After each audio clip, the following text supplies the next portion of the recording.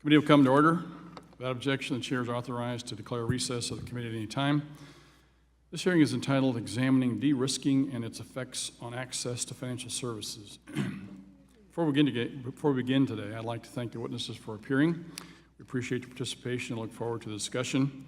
I know that this is the second hearing in 2 days for this committee, which is a little unusual, but I appreciate all the participation, and we'll get a few more members here shortly. It's a little early. A lot of other activities going on this morning, so bear with us.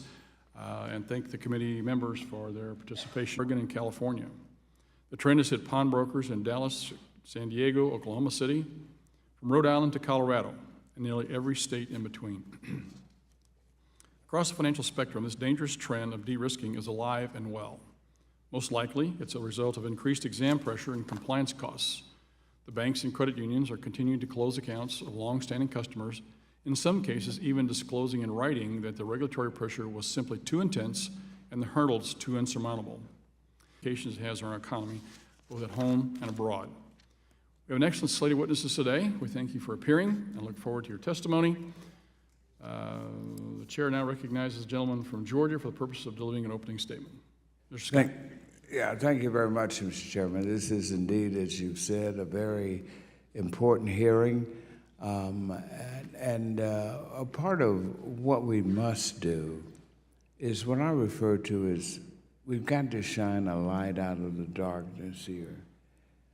You can over-regulate, and when you over-regulate, there's a trickle-down effect and unintended consequences, and you wind up hurting the very people you're trying to help. And nowhere is that more significant in what you're trying to do with our choke point legislation, H.R. 2706, which I commend you on working with. I'm proud to work with you on that so that we can. And then you have the other, the Bank Secrecy Act, and which affects our financial system is very intricate, it's complex, it's complicated, and it's that way because we have a very diverse clientele out there. You have people on the up end of the income scale making millions and millions of dollars that we have to work with on Wall Street investment. But then you got that other person.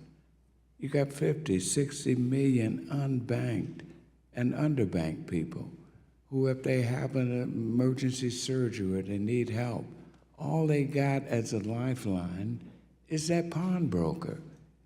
And now we've got, as a result of overregulation, many traditional banks that have had a long working good history with pawnbrokers. All of a sudden, we have our great banks closing their accounts because of this overregulation. So, Mr. Chairman, I think this is a great hearing. I look forward to it. Welcome all of the distinguished panelists we have, and thank you very much. For 5 minutes. Thank you, Mr. Chairman. You know, as I'm sitting here listening to this hearing, I'm reminded of my favorite playwright, William Shakespeare.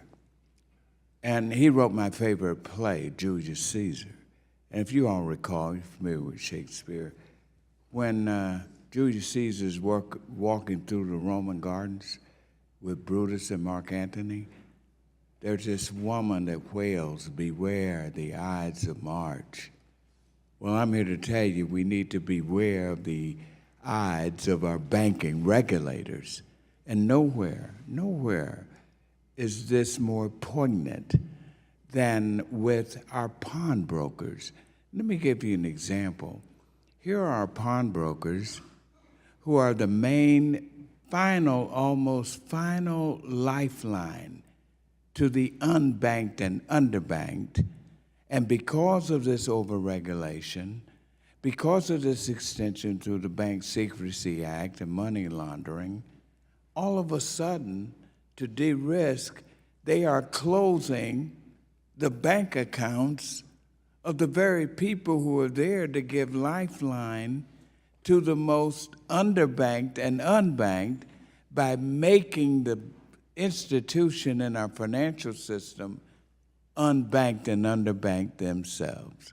Now, why is this? Can you all tell me why these banks are taking away and closing down the banking accounts of businesses that have been loyal customers and have had great relationships, no problems?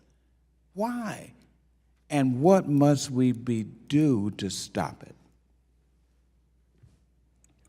Speaking as a I regulator, really want to hear again, from all of you we- on we- this we, because my Shakespearean moment would be meaningless if we do not get to the bottom of this, because March is rapidly approaching. It's very close.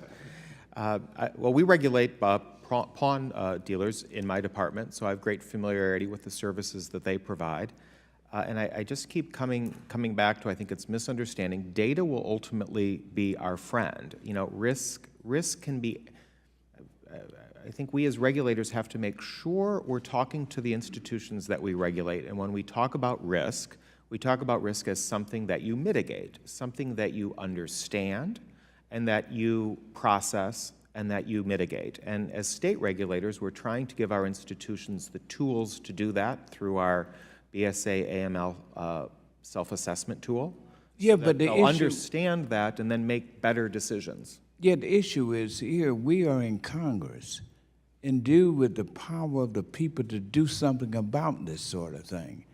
And we need you all to tell us, do we need to pass a law to prohibit these banks from just arbitrarily closing down an account of a pawnbroker who's servicing these low-income people who have no other choice until they do something? I mean, we got to do something here. Yeah, Congressman. What must we do? Yeah, I think, Congressman, it's H.R. 2706 really that needs to continue the march toward the president's desk, because these banks that you're referring to, they don't want to shut off customers either, but they're being pressured to do so by overzealous regulators, or they have been historically. Our hope is that the regulatory environment will continue. But as you well know, having the hub of the payments industry in Georgia, right, our industry is desperate to serve those merchants that want us as service providers. We don't want to shut anybody off, but in many cases, regulators are forcing that to happen, and that's what we need to have come to an end. And as Democratic chairman of the FinTech caucus, you know how vitally I'm concerned. And we need to prohibit this. We need to send a very loud message to the banking community. And you all who are banking regulators or state regulators need to stop this, put something in place, and stop cutting off, because then when you cut off the banking account, you got nothing. I mean, even with me, can you imagine if the bank cut me off for just as a citizen, or you're out there in no man's land? Yes, sir. I think, Ms. Arso, I think you and Thank you. I think there is a moral hazard between banks and regulators about how to tackle risk. It's you can put they put the blame on banks. The banks put the blame on regulators. The fact of the matter is that there is a problem, a serious problem of transparency and accountability on both sides, and that's what needs to be tackled at this point. And the instruments exist. Mr. Baxter, could you, because the pawn shops, real quick, thank you, Mr. Chairman, because the pawn shops are not in this by themselves. Your money machines are in this same vice, am I right? Yes, sir. And what do you think we need to do? Well, I do think that there are overzealous regulators out there. I do think that there was a misconception in business in general as to what businesses need to be targeted. In our industry, as I said, there was vetting that is done with each and every one that wants to enter into this business, own and operate ATM machines. Well, individual vetting includes background checks, which we do a U.S. criminal report, an OFAC report, the Patriot Act search, watch list, driver's license search, bankruptcies, liens, and judgments, Secretary of State filings, U.S. sex offenders, personal credit report, business report. All of this is done through the corporation micro-built in my situation that my sponsoring bank highly recommended that our corporation use. We have Thank you. followed that to the T. Thank you so much, and thank you, Mr. Chair, for giving me that little extra minute. And I'd like to submit this record from the National Pawnbrokers Association to the record. Without objection, and we appreciate the gentleman's passion on this issue as well. Thank you, sir. With that, we go to the gentleman from Tennessee, Mr. Kustoff, recognized. Thank you. My time has expired. Gentleman's time has expired, and we are out of witnesses, but I do have a couple of follow-up comments and questions here. For the record, in a question, Mr. Rothfuss indicated that pawnbrokers were included on the FDIC high-risk list. Let the hearing record reflect that the pawnbrokers were not included on that list. With regards to a comment Mr. Ellison made, I would like to clarify that he made something to the effect that he didn't see any coordination or sort of personal inclinations of the DOJ and FDIC folks with regards to Operation Choke Point. I would just point out that there are oversight committee reports on both FDIC and DOJ showing personal motives with documented emails between individuals in those agencies that there were personal motives and there were personal actions taken as a result of that.